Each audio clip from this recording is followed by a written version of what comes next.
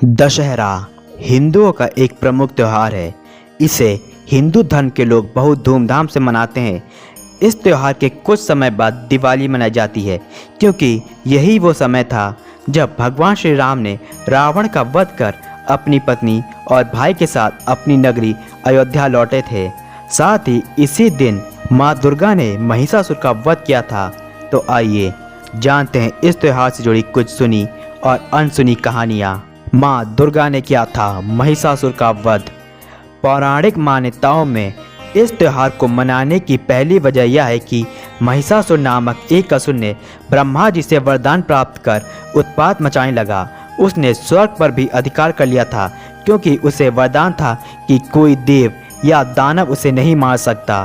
कोई उपाय न मिलने पर देवताओं ने उसके विनाश के लिए माँ दुर्गा का सृजन किया, जिसके बाद माँ दुर्गा ने महिषासुर पर आक्रमण कर उससे 9 दिनों तक युद्ध किया और 10वें दिन उसका वध किया। इसी उपलक्ष्य में हिंदू 10 दिनों का त्यौहार दुर्गा पूजा मनाते हैं और 10वें दिन को विजयादशमी के नाम से जाना जाता है, क्योंकि माँ को 10वें दिन विजय मिली थी, जिस कारण इसे विजयदशमी के नाम से जाना जाता है, जो बुराई पर अच्छाई का प्रतीक है। भगवान राम ने किया था रावण का वध। इस त्यौहार को मनाने की दूसरी और मुख्य वजह यह है कि 14 वर्ष के वनवास के दौरान लंकापति रावण ने जब माता सीता का हरण किया, तो भगवान राम ने हनुमान जी को माता सीता की खोज में भेजा। हनुमान जी ने माता सीता का पता लगाने में सफलता प्राप्त की और रावण को लाख बार समझाया कि माता सीता को प्रभु राम के पास वापस भेज दें, पर रावण ने एक ना मानी और अपने विनाश को निमंत्रण दे डाला। इसके बाद क्या हुआ ये पूरी दुनिया जानती है। भगवान राम ने वानर सेना के साथ लंका पर चढ़ाई की। भगवान राम ने 9 दिनों तक माँ दुर्गा की उपासना की और 10वें दिन राक्षस रावण का वध किया। इसलिए इस त्यौहार को दशहरा पर्व के रूप में मनाया जाने लगा।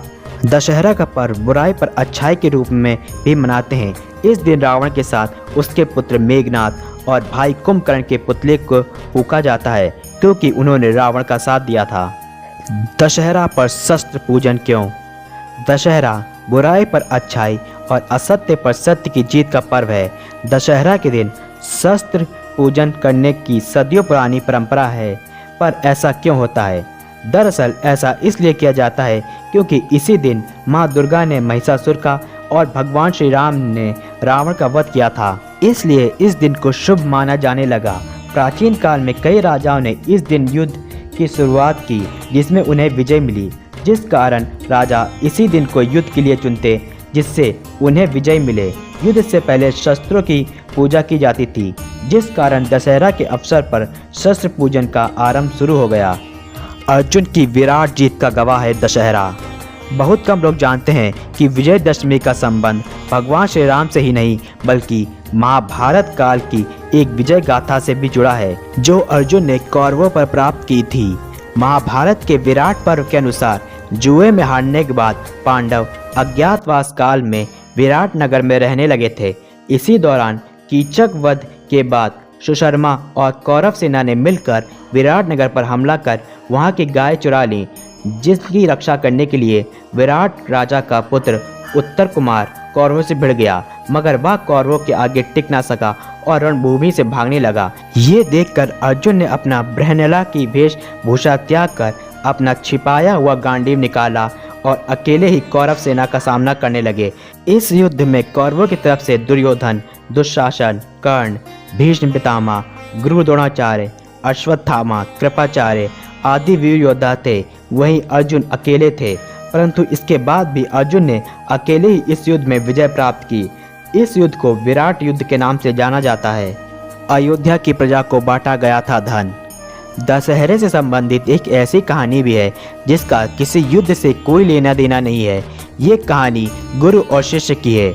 एक युवा ब्राह्मण कोत्सा अपने गुरु ऋषि वरातंतु को गुरु दक्षिणा देना चाहता था।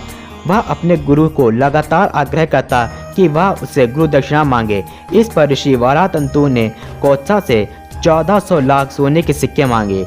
दरअसल ऋषि वरातंतु ने ऐसा अपने शिष्य की परीक्षा लेने के लिए किया था। कोत्सा ने गुरु दक्षिणा के लिए राजा रघु से सहायता मांगी, लेकिन तब तक राजा रघु अपना खजाना खत्म कर चुके थे राजा रघु ने ब्राह्मण की सहायता के लिए धन के देवता कुबेर से सहायता मांगी। इस पर कुबेर ने उनकी सहायता करते हुए वृक्ष के आसपास सोने के सिक्कों की बारिश करवा दी। इस पूरे धन को राजा रघु ने कोत्सा को दे दिया और कोत्सा ने पूरा खजाना गुरु के चरणों में अर्पित कर दिया। गुरु ने जितनी दक्षिणा मांगी थी सिर्फ उतना ही धन अपने पास रखा, बाकी का धन कोत्सा को लौटा दिया।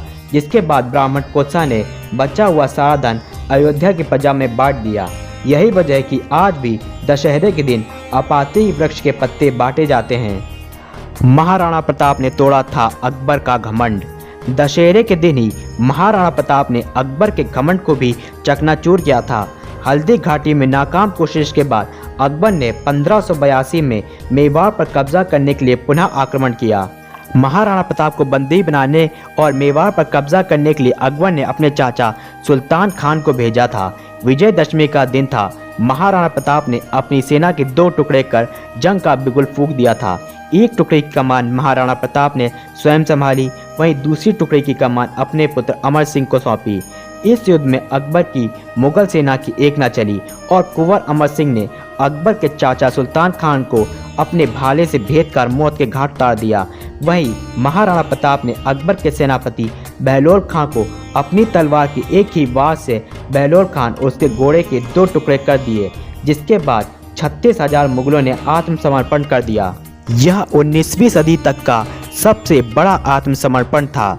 वहीं आधी मुगल फौज भाग खड़ी हुई, जिसका राजपूतों ने अजमेर तक पीछा किया।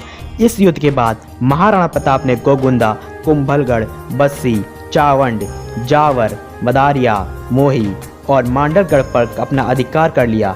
इस युद्ध के बाद अकबर की महाराणा प्रताप को हराने की अंतिम उम्मीद भी टूट गई। दिवेर के युद्ध को मैराथन ऑफ मेवाड़ भी कहा जाता है। यह बड़ी जीत भी महाराणा प्रताप को दशहरा के पावन पर्व पर मिली थी। शिवाजी महाराज ने किया था युद्ध का आगाज। औरंगजेब के बढ़ते अत्याचारों को खत्म करने के लिए शिवाजी महाराज ने विजयदशमी के दिन ही औरंगजेब के विरुद्ध युद्ध का आगाज किया था और मुगलिया सल्तनत को उखाड़ फेंका। इस तरह दशहरे का पावन पर्व हर तरह से बुराई पर अच्छाई की जीत का प्रतीक है। विजयादशमी यानी दशहरा हमें बताता है कि बुराई कितनी भी शक्तिशाली क्यों ना हो, अच्छाई के आगे उसे पराजित होना ही पड़ता है। भारतीय संस्कृति सदा से ही वीरता व शौर्य की समर्थक रही है। दशहरे का उत्सव भी शक्ति के प्रतीक के रूप में मनाया जाने वाला उत्सव है। इसी कारण इसे भारत में बड़ी धूमधाम से मनाया जाता है। तो ये थी दशहरा से जुड़ी कुछ सुनी और अनसुनी कहानियाँ और इसका इतिहास। अगर आपको ये वीडियो पसंद आई तो इसे लाइक शेयर जरूर करें, साथ ही हमारे चैनल को सब्सक्राइब करना ना भूलें।